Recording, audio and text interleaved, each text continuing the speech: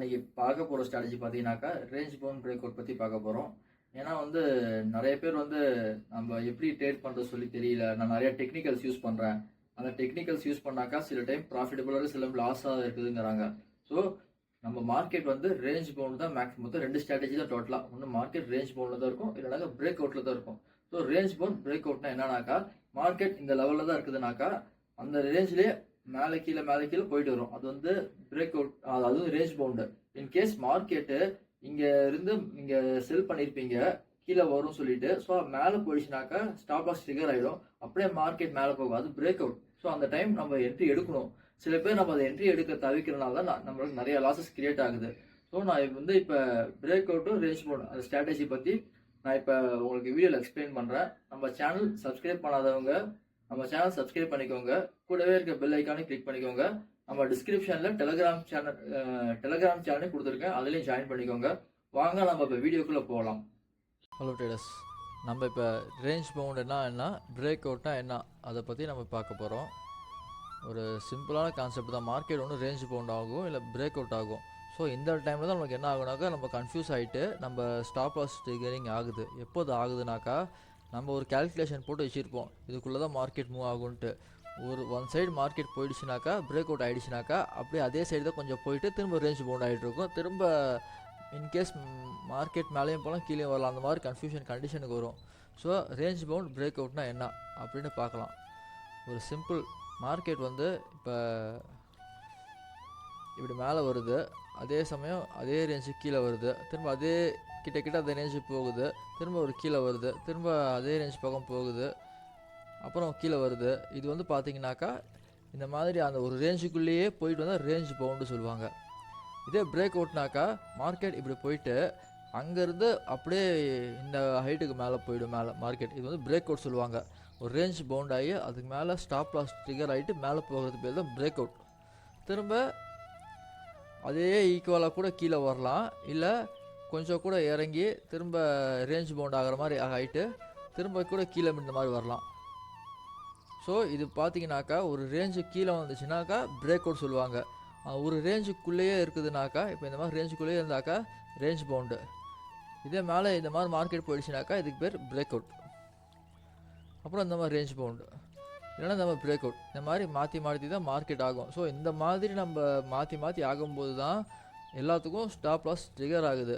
So நம்ம stop loss trigger ஆகிடுச்சினாக்கா break out strategy follow பண்ணி ஆகணும். அப்போது பிரேக் அவுட் ஸ்ட்ராட்டஜி ஃபாலோ பண்ணிட்டாக்கா நம்ம அந்த ரேஞ்ச் பவுண்டில் இருக்கிற ஸ்டாப் லாஸ் ட்ரிகர் ஆச்சுன்னா கூட பிரேக் அவுட்டில் வர்ற டார்கெட்டு நம்மளுக்கு அந்த லாஸ் அதில் கவர் ஆகிடும். ஸோ நம்ம மிஸ்டேக் பண்ணுற ஒரே விஷயம் என்னன்னாக்கா,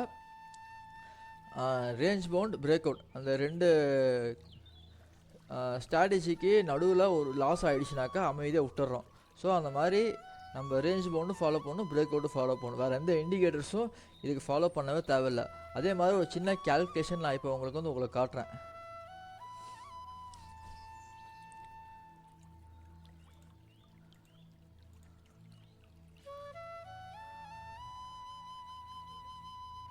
பாருங்கள்,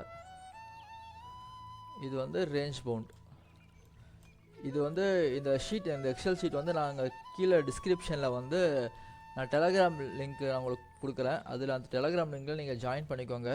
டெய்லி மார்னிங் உங்களுக்கு கரெக்டாக 7:30 இல்லை to 8 o'clock நான் இந்த லெவல் அப்டேட் பண்ணிவிடுவேன்.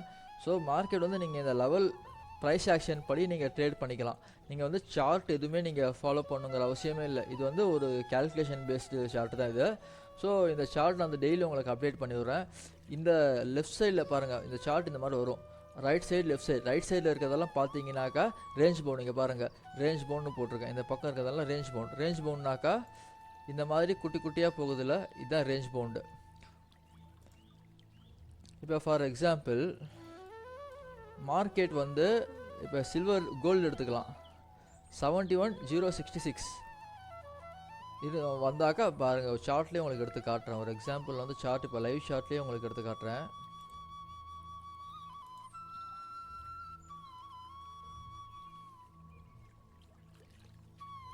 கோல்டு இந்த மாதிரி லைன் போட்டு வச்சுக்கணும். நீங்கள் லைன் போட்டு வச்சுக்கிட்டாக்கா 71 724 இங்கே பாருங்கள் 71 724 வந்தாக்கா நம்ம செல் பண்ணணும் மேலே. அதே மாதிரி கீழே 71 066 அந்த ரேஞ்ச் வந்தால் பை பண்ணணும். இங்கே பாருங்கள் 77 066 மாதிரி லைன் போட்டுக்கணும். சப்போஸ் மார்க்கெட் இந்த இடத்துல மார்க்கெட் இங்கே ஓப்பன் ஆச்சு, மார்க்கெட் ஓப்பன் ஆகிட்டு இங்கே டச் ஆகிடுச்சினாக்கா இங்கே நம்ம செல் பண்ணணும். இங்கே செல் பண்ணிவிட்டு ஃபஸ்ட்டு டார்கெட் எவ்வளோ வச்சுருக்கோம் 71 to 85 பாருங்கள் 71 இங்கே செல் பண்ணாக்கா 71 to 85 first target. Second target எவ்வளோ வச்சுருக்கேன் 71 176 இங்கே பாருங்கள் இந்த இடத்துல செல் பண்ணாக்கா ஃபஸ்ட் டார்கெட் இது, செகண்ட் டார்கெட் இது. இன்கேஸ் மார்க்கெட் கீழே பை ஆகிடுச்சினாக்கா, மார்க்கெட் ஓப்பன் ஆகிட்டு கீழே பை ஆகிடுச்சினாக்கா ஃபஸ்ட் டார்கெட் 71 505 71 614. ஸோ இந்த ரேஞ்சில் நீங்கள் வந்து எக்ஸிட் பண்ணிக்கலாம். அதே மாதிரி இன்றைக்கி ஒரு நாள் இன்றைக்கி ஒரு லெவல் நீங்கள் ஃபாலோ பண்ணிட்டீங்கனாக்கா அந்த ஸ்கிரிப்டில் அது டார்கெட் வந்துடுச்சுனாக்கா அன்றைக்கி அந்த ட்ரேடோட ஸ்டாப் பண்ணிக்கோங்க. அதுக்குன்னு பிரேக் அவுட் ஆகுதுனாக்கா அடுத்து நீங்கள் ஃபாலோ பண்ண வேண்டாம். இன்கேஸ் நீங்கள் 71 066 பை பண்ணுறீங்க, மார்க்கெட் பை ஆகாமல் கீழே போயிடுச்சுனாக்கா 71 737 வந்தால் ஸ்டாப் லாஸ் ட்ரிகர் ஆகிடும். ஸ்டாப் லாஸ் ட்ரிகர் ஆகிட்டால் கூட பரவாயில்ல சொல்லி நீங்கள் அதில் லாஸ் புக் பண்ணிக்கிட்டு இங்கே வந்து 71 712 அந்த ரேஞ்ச் வந்தாக்கா இங்கே அடுத்து பிரேக் அவுட்டுக்கு போயிடுச்சுன்னு அர்த்தம். ஸ்டாப் லாஸ் ட்ரிகர் ஆகிட்டு அது கீழே போகுதுனாக்கா பிரேக் அவுட் ஆக போகுதுன்னு அர்த்தம். ஸோ இந்த ரேஞ்ச் செல் பண்ணிக்கணும். இந்த ரேஞ்சு செல் பண்ணிட்டாக்கா அதுக்கு கீழே தான் மார்க்கெட் போகும். போச்சுனாக்கா அதுக்கு வந்து first target second target. So market range பவுனில் தான் இருக்கும். பெரும்பாலும் மார்க்கெட் வந்து ரேஞ்ச் பவுனில் தான் இருக்கும். பிரேக் அவுட் ஆக ஆரம்பிச்சிருச்சுனாக்கா ஒன் சைடில் போக போகுதுன்னு அர்த்தம். அது பை சைடு போகுமா செல் சைடு போகுமா தெரியாது. ஸோ இது வந்து ரேஞ்ச் பவுண்ட். மார்னிங் ஓப்பன் ஆனதுலேருந்து ரேஞ்ச் பவுண்டுக்குள்ளே தான் இருக்கும். சப்போஸ் மார்க்கெட் ஏதாச்சும் நியூஸ் இல்லை டேட்டாஸ் இல்லை ஏதாச்சும் ஒரு எக்கனாமிக் நியூஸ் வந்துடுச்சு இல்லை வார் நியூஸ் வந்துடுச்சுனாக்கா கட்டாயமாக வந்து மார்க்கெட் பிரேக் அவுட் தான் ஆக போகுதுன்னு அர்த்தம். ஸோ அதே டைம் நம்ம நியூஸஸ் கூட கொஞ்சம் பார்க்கணும். இல்லை ஏதாச்சும் வந்து வார் நியூஸ் வருதுனாக்கா கண்டிப்பாக பை டைரக்ஷனில் தான் இருக்கும். ஸோ பிரேக் அவுட் ஆகிடுச்சினாக்கா அதுக்கு டார்கெட்டை தகுந்த மாதிரி செல்லிங் காட்டிட்டு ஸ்டாப் லாஸ் அடிச்சுட்டு அடுத்து பையிங் கூட போகும். ஸோ அதனால் நீங்கள் வந்து இந்த இந்த லெவல் நீங்கள் ஃபாலோ பண்ணாலே போதும். ஸோ இதான் வந்து break out and range pound.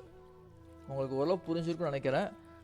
உங்களுக்கு ஏதாச்சும் டவுட் இருந்தாக்கா கீழே டிஸ்கிரிப்ஷனில் வந்து என்னோடய சேட் லிங்க்கும் நான் தர்றேன். அதே மாதிரி இந்த சேனலோட டெய்லி லெவல்ஸு அதே மாதிரி கால்ஸு அது மாதிரி நியூஸஸ் எல்லாமே நம்ம வந்து டெலகிராமில் அப்டேட் பண்ணி விடுறோம், போஸ்ட் பண்ணுறோம். ஸோ கட்டாயமாக நம்ம சேனலை ஃபாலோ பண்ணுங்கள். அதே மாதிரி இந்த யூடியூப், ஃபேஸ்புக், இன்ஸ்டாகிராம் எல்லா சேனல் லிங்க்கும் நான் டிஸ்கிரிப்ஷனில் உங்களுக்கு தரேன். தேங்க்யூ ஃபார் வாட்சிங்.